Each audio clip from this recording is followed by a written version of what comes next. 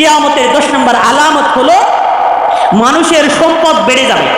সম্পদ বেড়ে যাওয়া এটা মানুষের জন্য কল্যাণকর নয়, নেগেটিভ। এটা কিয়ামতের আলামত, এটা খারাপ আলামত। সম্পদ বেড়ে যাওয়া বিশেষ করে মুসলমানদের জন্য কখনোই কল্যাণকর নয়।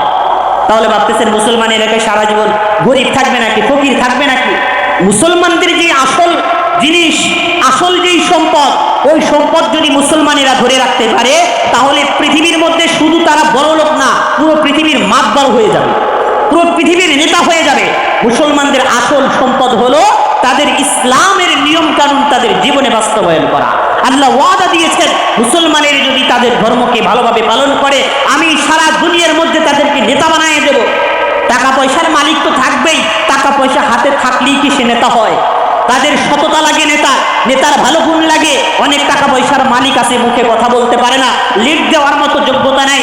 যখন আল্লাহ তাআলার এই বিধান অনুযায়ী মানুষ যখন ভালো মুসলমান হবে তখন দুনিয়ার নেতা বানিয়ে দিবে মুসলমানদেরকে। প্রকৃতপক্ষে সম্পদ বেড়ে যাওয়া এটা মানুষের জন্য কল্যাণকর নয়। কারণ সম্পদ আমরা ভাবি আমাদের জন্য কল্যাণকর, কিন্তু মোটেও সম্পদ আমার আপনার জন্য কল্যাণকর নয়। বরং আরামের চাইতে হারাম এটা বেশি, এবং আমাদের সুখের চাইতে অশান্তি বেশি বয়ে আনে এই সম্পদগুলো। সম্পদ আমার আপনার জন্য কল্যাণকর নয়, এটা কিয়ামতের আলামত। হাদিসের মধ্যে আসছে, মুসলিম শরীফের আরেকটি হাদিস, 157 নম্বর হাদিস। قال رسول الله صلى الله عليه وسلم لا تقوم الساعة حتى يكثر فيكم المال।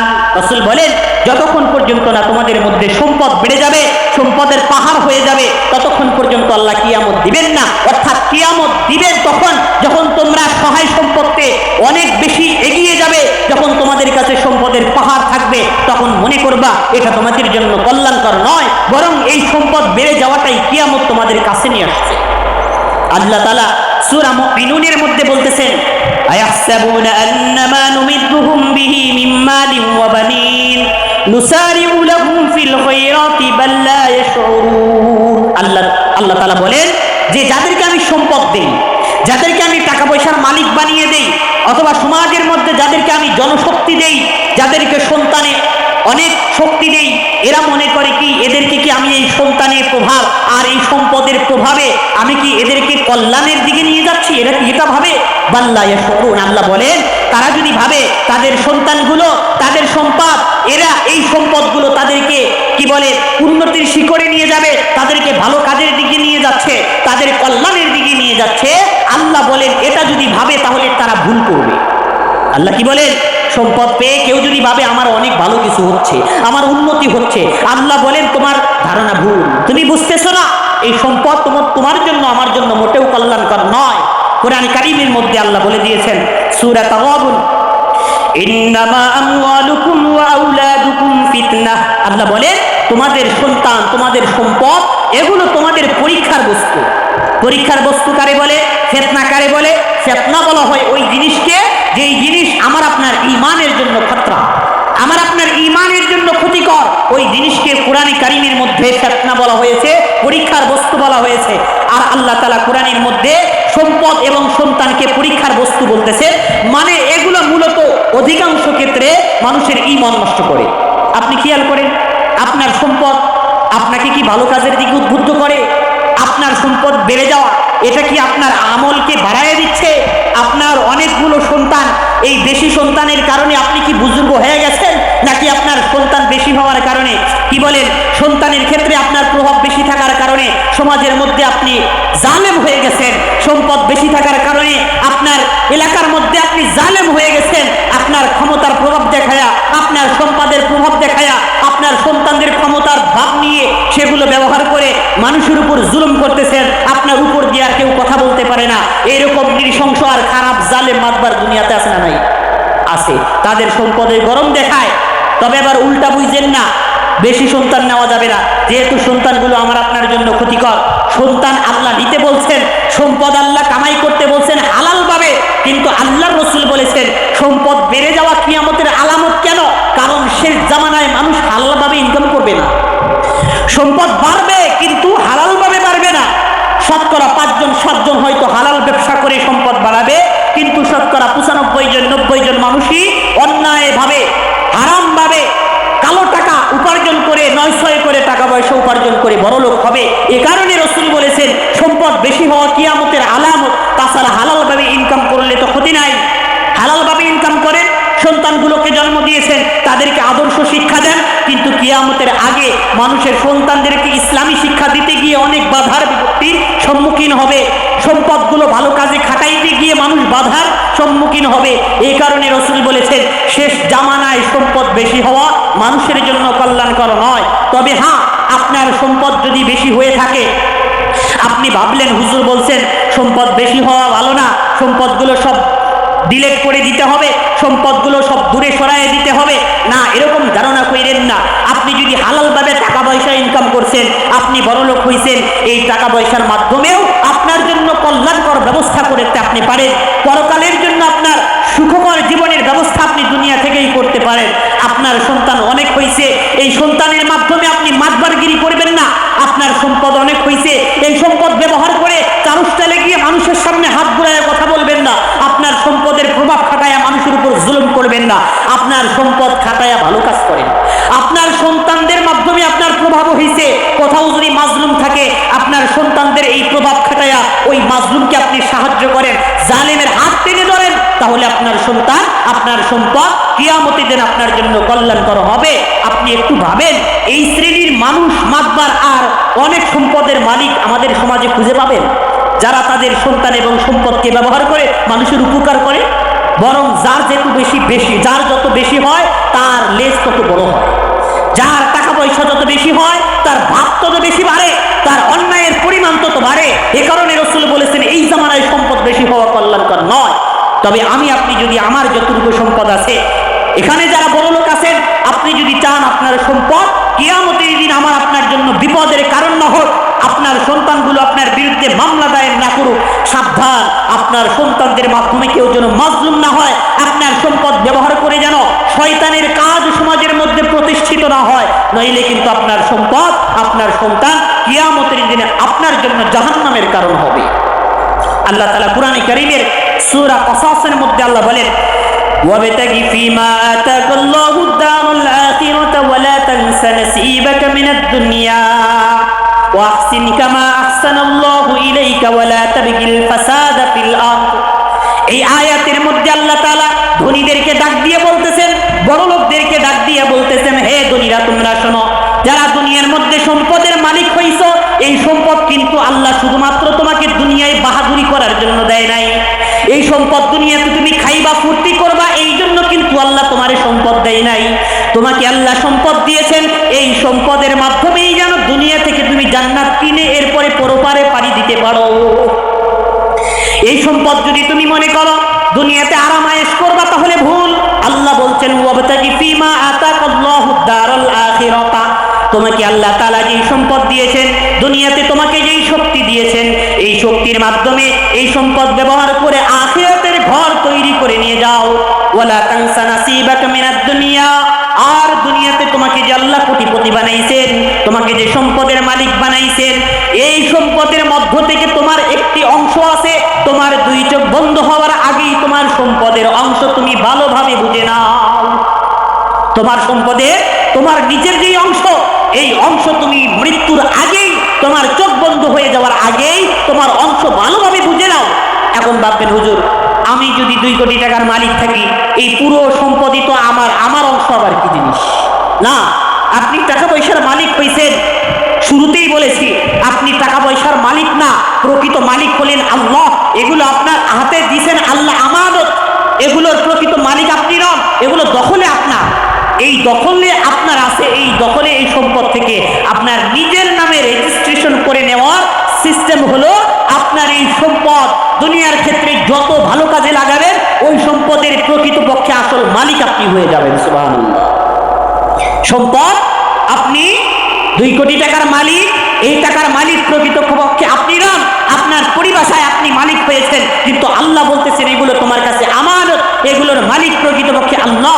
এই সম্পদের মালিক যদি তুমি হইতে চাও, এই সম্পদগুলো ভালো কাজে লাগাও, এই সম্পদগুলো অসহায় মানুষের পিছনে লাগাও, বিপদগ্রস্ত মানুষের পিছনে দাঁড়ায় যাও, মসজিদ মাদ্রাসাগুলোতে আল্লাহর দ্বীনের কাজের ক্ষেত্রে আল্লাহর রাস্তায় এই টাকা পয়সাগুলো যতটুকু খরচ করবা ওই টাকা পয়সার মালিক তুমি হইবা।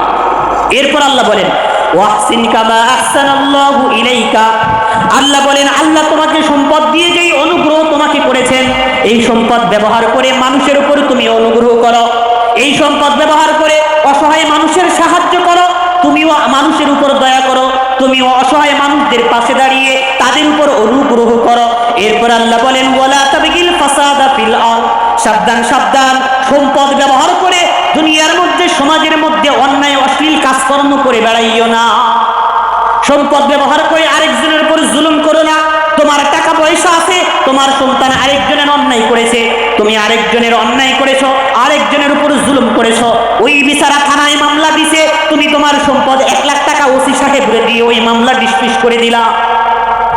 আরেকজন তোমার কাছে বিচার দিছে, তুমি টাকা পয়সা খাইয়া ওই মাজলুমের বিপক্ষে দাঁড়াইলা। তুমি অন্যায় করেছো, তোমার বিরুদ্ধে মামলা দিছে, কিন্তু থানায় তুমি 1 লাখ টাকা মেরে দিয়ে ওই মামলা থেকে বেঁচে গেলা। ওই মাজলুমের উপরে জুলুম হইল, ওই গরিবের উপরে জুলুম হইল, তুমি জালেম হইয়া গেলা। আল্লাহ বলেন, ওয়ালা তাবগিল ফাসাদা ফিল আরদ। সাবধান, তোমার সম্পদ যেন খারাপ কাজে ব্যয় না হয়। তোমার সম্পদের মাধ্যমে তুমি যেন সমাজের মধ্যে বাটপার না হয়ে যাও, জালেম না হয়ে যাও। কারণ আল্লাহ বলছেন, ইন্নাল্লাহা লা ইউহিব্বুল মুফসিদিন। যারা ক্ষমতা ব্যবহার করে, যারা সম্পদ ব্যবহার করে দুনিয়ার মধ্যে অন্যায় অশ্লীল কাজকর্ম করে বেড়ায়, ফিতনা ফাসাদ করে বেড়ায়, মানুষের উপর জুলুম করে বেড়ায়, সমাজের শৃঙ্খলা নষ্ট করে, সমাজের মধ্যে সে বাহাদুরি করে বেড়ায়, আল্লাহ বলেন ওই সকল জালেমদেরকে, ওই সকল ধনীদেরকে আল্লাহ একটু পছন্দ করেন না। আল্লাহ যদি আপনারে পছন্দ না করে, কিয়ামতের দিন আপনি যাবেন কোন? আল্লাহ যদি আপনারে পছন্দ না করে, দুনিয়ার সবাই যদি আপনারে পছন্দ করে, আপনারে নেতা বানাইছে, আপনি যদি ডাক দেন আপনার পিছনে চলে আসে, আপনি গরুচোর, আপনি মানুষের উপর জুলুমকারী, আপনি মানুষের জমি দখলকারী, আপনি মানুষের উপর অন্যায়কারী, এরপরে লোকদেরকে টাকা পয়সার বিনিময়ে, টাকা পয়সার লোক দেখায়া আপনি মিছিলে জড়ো করছেন, আপনার বিরুদ্ধে তারা স্লোগান দিচ্ছে, আমার নেতা তোমার নেতা অমুক ভাই, তার চরিত্র ফুলের মতো পবিত্র। সারা দুনিয়ার মানুষ যদি আপনার চরিত্রকে ফুলের মতো বলে, আল্লাহ যদি বলে আপনার চরিত্র গরুচোরের মতো, তাহলে কিয়ামতের দিন রক্ষা আছে? কিয়ামতের দিন বিপদ। এ কারণে সম্পদ ব্যবহার করে যেন আমার আপনার মাধ্যমে অন্যায় কাজ না হয়। সম্পদ যদি আপনার নিজের করে নিতে চান, আল্লাহ বলছেন তোমার নিজের সম্পদকে যদি তোমার নিজের নামে রেজিস্ট্রেশন করে নিতে চাও, তাহলে তোমার সম্পদ যত বেশি পারো ভালো কাজে লাগাও, যত বেশি পারো আল্লাহর দ্বীনের কাজে লাগাও, অসহায় মানুষদেরকে সাহায্য করো। কারণ তোমার সমাজের মধ্যে যারা গরিব আছে, আজকাল আমরা ধনী হয়ে গেলেই ওই গরিবদেরকে আমরা অন্য নজরে দেখি। আল্লাহর কসম, আল্লাহর রাসূলের হাদিস, আপনি যে বড়লোক হয়েছেন, আপনার বাড়ির পাশে যে একজন গরিব আছে, ওই গরিবের কারণে আপনি বড়লোক হয়েছেন, ওই গরিবের কারণে আপনি বড়লোক হয়েছেন। ওই গরিবদেরকে আল্লাহ সম্পদ দেয় নাই, যে কোনো কারণে তাকে পরীক্ষা করার জন্য ওই সম্পদ আল্লাহ আপনাকে দিয়েছেন, এর কারণে আপনি বড়লোক হয়েছেন। আল্লাহ রাসূলের জামানায় এক যুবক রাসূলের কাছে বিচার নিয়ে আসছে, ইয়া রাসূলুল্লাহ, আমার এক ভাই খালি আপনার দরবারে পড়ে থাকে, নামাজ রোজা পড়ে, ইবাদত বন্দেগী করে, আর আমি মাঠে ঘাটে কত কাজকর্ম কষ্ট করি, সে কাজকর্ম করে না। ঠিকই আমাদের সংসারে সেও খাবার খায়, আমিও খাবার খাই, আমি শুধু 1 রাত চাকরি করি, সে তো কাজকর্ম করে না, সে তো তার তো কিছু নাই, তাকে আমরা খাওয়াই। আল্লাহর রাসূল বলেন, শুনো, তুমি যে টাকা পয়সা কামাই করো, তুমি যে মাঠে ঘাটে কাজকর্ম করো, উপার্জন করো, আল্লাহ তোমাকে রিজিক দেন তোমার ওই ছোট ভাইয়ের কারণে। গরিবদের কারণে ধনীরা ধনী, গরিবদের কারণে দুনিয়াতে ধনীরা ধনী। আমরা হাদিস শুনেছি, ধনীরা গরিবদের চাইতে 500 বছর পরে জান্নাতে যাবে। এটার কারণ কি? আল্লাহ দুনিয়াতে কোনো মানুষকেই ঠকান নাই, সবাইকে সমান অধিকার দিয়েছেন, সমান সম্পদ দিয়েছেন। এখন ভাববেন, হুজুর কেমনে, আপনি গরিব, আমি তো 2 কোটি টাকার মালিক। প্রকৃতপক্ষে আল্লাহ দুনিয়াতে যাকে গরিব বানাইছেন তার উপরেই বেশি অনুগ্রহ করেছেন। কারণ সম্পদ জানের শত্রু, সম্পদ ইমানের শত্রু, সম্পদ পরকালে সফলকাম হওয়ার ক্ষেত্রে শত্রু। আর যার বেশি সম্পদ নাই তার কোনো প্যারা নাই, যার সম্পদ যত কম তার হিসাব তত কম। দুনিয়াতেই তো হিসাব কম, যার যত প্যারা বেশি, কিয়ামতে তার জান্নাতে যেতে দেরি হবে বেশি, কারণ বেশি জিনিস বানাইছেন, ওগুলোর হিসাব দিতে হবে না। কিয়ামতের দিন গরিবদেরকে আল্লাহ ধনী বানায় দিবেন।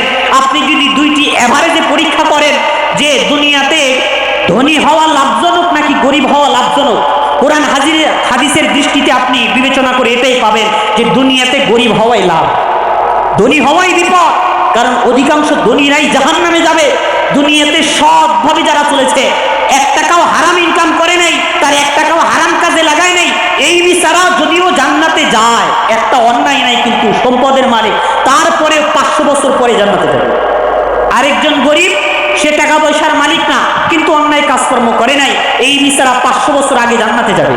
আপনাকে আল্লাহ 5 কোটি টাকা দিলেন, 100 বছর নাই খাইলেন, খুব আরামে আপনার জীবন যাপন করলেন, এই 100 বছর জিন্দেগি আরামের, নাকি আপনার 500 বছর আগে জান্নাতে গিয়ে আনন্দে ফুর্তিতে কাটানো সেটা আনন্দের? তাইলে লাভবান হয়েছে কেনা? দুনিয়াতে যে গরিব ওই বিচারাই প্রকৃতপক্ষে লাভবান হয়েছে।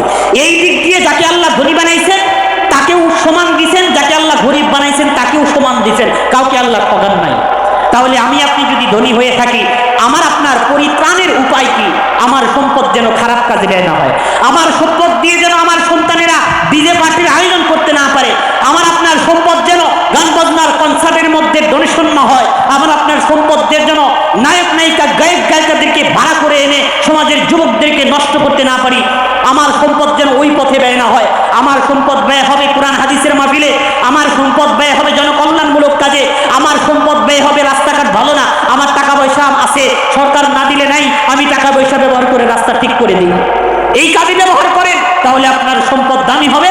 কিয়ামতের দিন আপনি ধনী হওয়া সত্ত্বেও আল্লাহ চাইলে আপনাকে আরো আগে জান্নাতে পৌঁছে দিতে পারে।